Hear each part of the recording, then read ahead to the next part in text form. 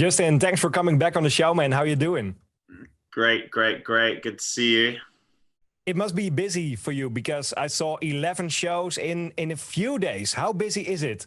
I think it's 11 shows in 10 days, which is like a lot. Normally we never do more than like three in a row. So I'm protecting my sweet pipes as best I can. And you do it all sober, I heard somewhere.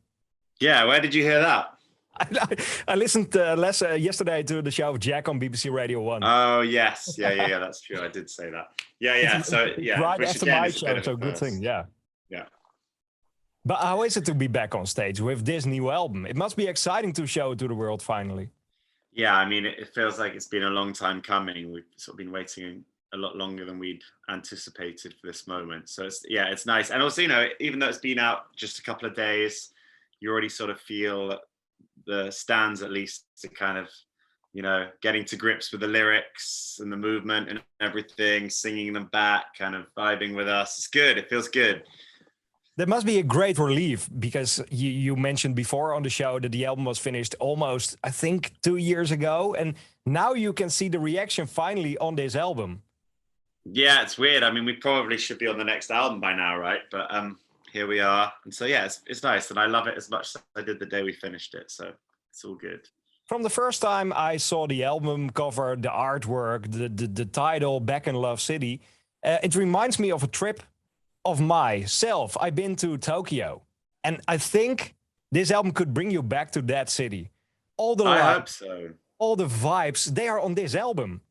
I hope so. I do think of it as a kind of explosion of color, a sort of cityscape, a night sky where the possibilities are endless. And I think, really we want it to transport you to wherever it is you want to go and whatever it is you want to feel. I think that's the kind of, that's the MO really. That's the mission statement. So I'm glad that it's taken you back to a place as beautiful and as colorful as Tokyo.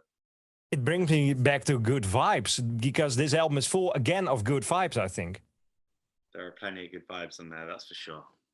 How was it to make this album? Because it's out now for a few days, but it's recorded 1.5 years ago. How was the process in the studio for you guys together? Very inspiring, very immersive. We were at Sonic Ranch just outside of El Paso in Texas, which is this amazing residential studio on the Mexican border. And we were all there together, no excuses. No one could get there late. No one could leave early. No one could pop out for lunch or say they couldn't come in tomorrow, whatever it may be. And so, we were this really tight little family and this kind of gang. And it sort of, I think, really impacted the record in a positive way. And we had so much fun. No one was begrudging about the fact that they were there. Everyone was just super excited to be there and feeling really inspired and energized. And yeah, I think you can hear that on the record. I think that was kind of part of Daniel's genius, was kind of bringing us somewhere that we were so happy to be, I think. And what is the difference of a studio in Texas over there or in the UK?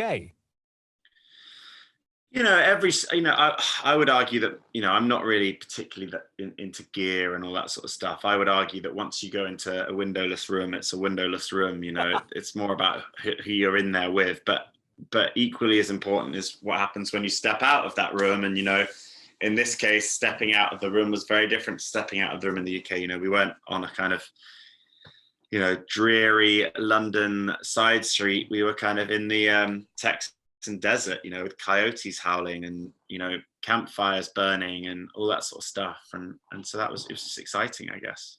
But are the pints as good as in the UK? Well, I don't think I had a pint the whole time I was there. I think I was on kind of, cans of watered down American lager, I think. You just mentioned El Paso. Let's play that before now on the radio, and then after it talk more about the album because it's good. Is this song El Paso, was it written before you went to El Paso or did you write it there? It was indeed written before. A nice bit of serendipity. We wrote it and called it El Paso long before we knew we were going there to record. We called it El Paso because we were flying to El Paso that night to then cross the border into Mexico to play Juarez. And yeah, it was a bit of poetry in motion, I thought, when we ended up recording it in El Paso. What was the starting point of this album? What was the first song written for this new album?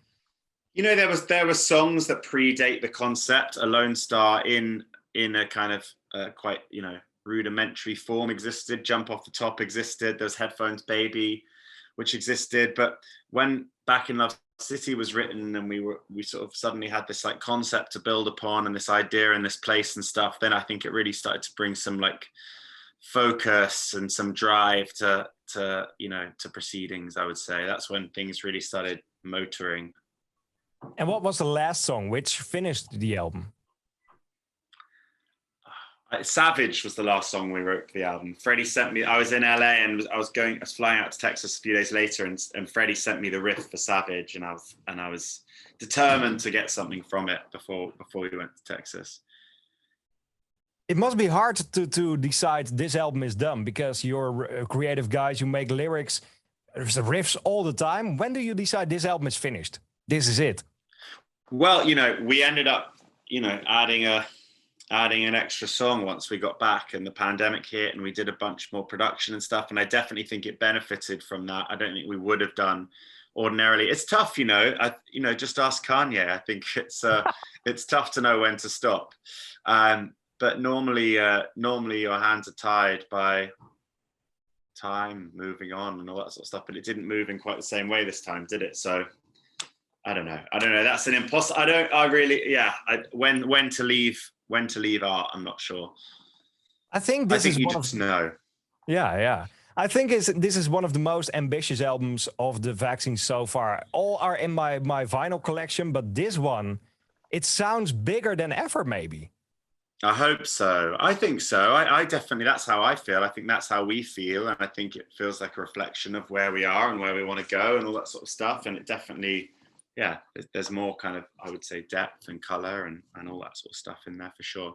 But you hear that. You hear the classic Vaccines guitar riffs, and you hear maybe a next chapter. Maybe this is a changing point for your band. We'll see. I hope so. You know, we want to keep evolving, doing new things. We don't want to be the same old Vaccines every couple of years, wheeling out the same record. So yeah, who knows? I don't know. What changed the most since the first album?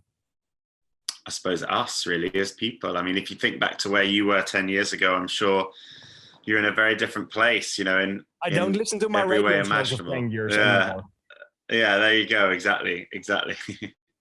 I can't wait to see you finally back in the Netherlands. There's a big tour coming up in the UK, and I know for sure you will be back in the Netherlands next year. No doubt. The vaccine and the Netherlands are a good combination. Yeah, I agree. But I would love to play now one of your favorite songs of the album on the radio. Which one would you like to pick? I'd love Pink Water Pistols. I don't think this is going to get played on the radio much, but it's one of my favorite songs. So please play Pink Water Pistols. Now, maybe I'm the only one, but I love to play it, Justin. Thanks for joining me today again. Thanks, man.